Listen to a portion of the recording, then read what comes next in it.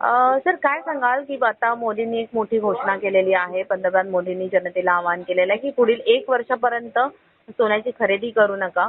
त्याचबरोबर पेट्रोल डिझेलचा सुद्धा वापर कमी करा आणि त्याचबरोबर परदेशी चलन सुद्धा परदेशी उत्पादनं आहेत ती सुद्धा खरेदी करणं कमी करा.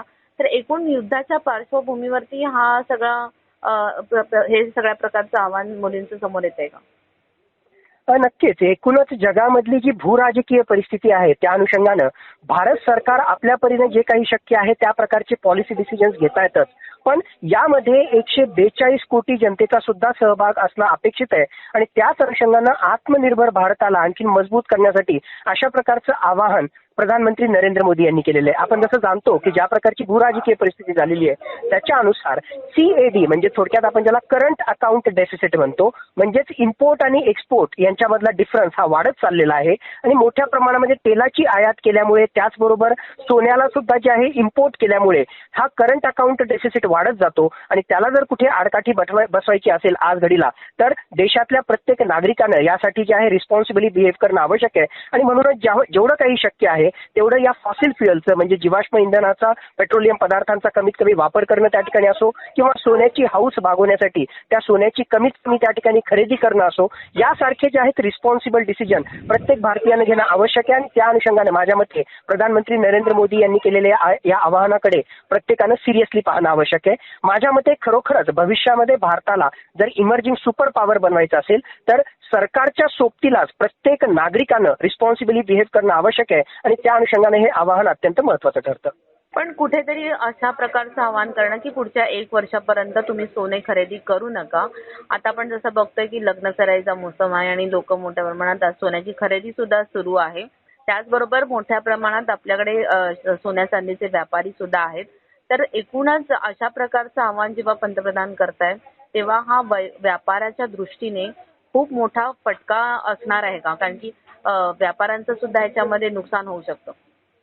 माझ्या मते जे आहे प्रॅक्टिकली याला शून्यावर आणणं हे कोणालाही शक्य नाही. प्रधानमंत्री नरेंद्र मोदी सुद्धा तशा प्रकारची अपेक्षा त्या ठिकाणी व्यक्त करत नसतील. पण एकूणच आपण पाहिलं तर मागच्या काही वर्षांपासून ऑलरेडी भारत सरकारनं सोव्हरेन गोल्ड बॉन्ड सारखी स्कीम त्या ठिकाणी सुरू केलेली आहे ज्याच्या माध्यमातून फिजिकली गोल्ड खरेदी करण्याच्या ऐवजी अशा प्रकारे गोल्ड बॉन्डमध्ये खरेदी करणं किंवा डिजिटल गोल्डमध्ये खरेदी करणं अशा प्रकारचे मेजर्स हे वेळोवेळी भारत सरकारकडे त्या ठिकाणी घेतले जात आहेत. एकूणच आपली संस्कृती आणि एकूणच आपला आतापर्यंतच्या वेगवेगळ्या प्रकारच्या मी म्हणेल की ट्रेडिशनल पद्धती पाहता काही अंशी गोल्ड खरेदी करणं हे प्रत्येक व्यक्तीला त्या ठिकाणी लागेल सुद्धा. पण जितकी त्याला आडकाठी बसवता येईल तितकं समाजाच्या आणि त्याही पलीकडे जाऊन देशाच्या हिताचं होईल या अनुषंगाने आपण या आवाहनाकडे पाहायला हवं.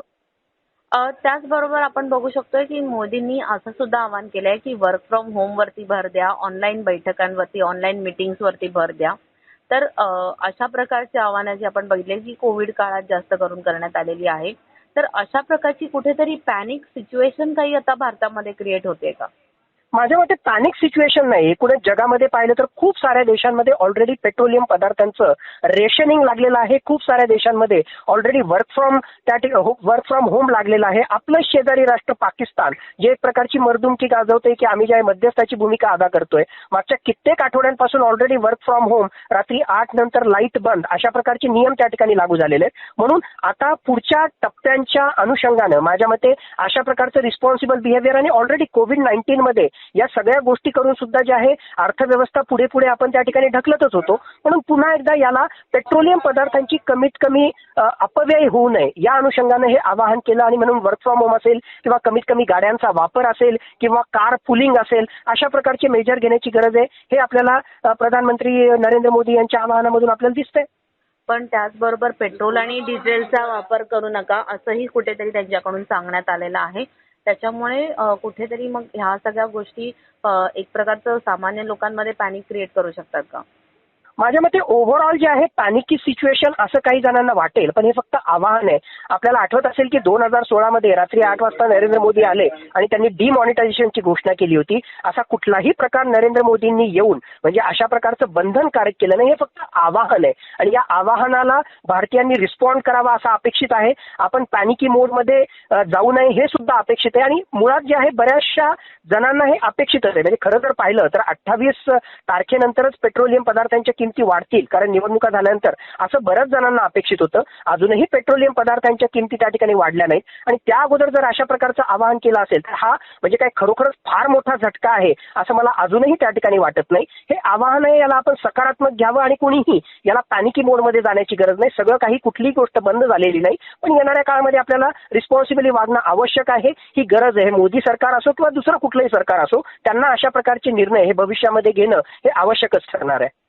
नक्कीच सर, एक शेवटचा प्रश्न असा आहे, एकूणच ज्या प्रकारची आवाहनं मोदींनी केलेली आहेत आज, त्या सगळ्या पार्श्वभूमीवरती जो आता युद्धाचा परिस्थिती आपण जर का बघितली, इराण इस्रायल यांच्यामध्ये जरी शस्त्रसंधी झालेली असली तरी युद्धाचा कोठेही तिथे शेवट झालेला नाहीये. तर कुठेतरी असं आहे का की पडद्यामागून अजूनही हे युद्धाचा भडका मोठ्या प्रमाणात वाढण्याची शक्यता आहे आणि त्यामुळे कुठेतरी खबरदारीचा उपाय म्हणून मोदींकडून अशा प्रकारची आवाहनं करण्यात येत आहेत? नक्कीच हे युद्ध संपलं नाही आणि माझ्या मते जो आहे मागच्या काही काळापासून याला फक्त एक स्वल्पविराम त्या ठिकाणी लागलेला आहे. मुळात कुठल्याही बाजूच्या मागण्या या पूर्णतः कंप्लीट झालेल्या नाही. हा मुद्दा जो आहे कुठेही सॉल्व्ह झाला नाही. फक्त आज घडीची परिस्थिती पाहता काही अंशी या युद्धामध्ये पॉज मोड त्या ठिकाणी आलेला आहे.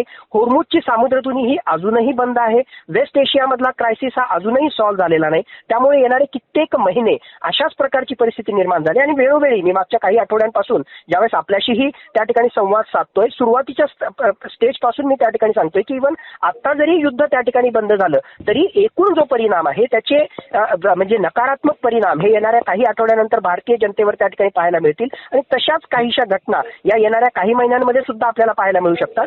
या अनुषंगाने हे सगळं आवाहन आपल्याला पाहायला हवं. नक्कीच. धन्यवाद सर, तुम्ही दिलेल्या या सविस्तर माहितीसाठी. धन्यवाद. धन्यवाद.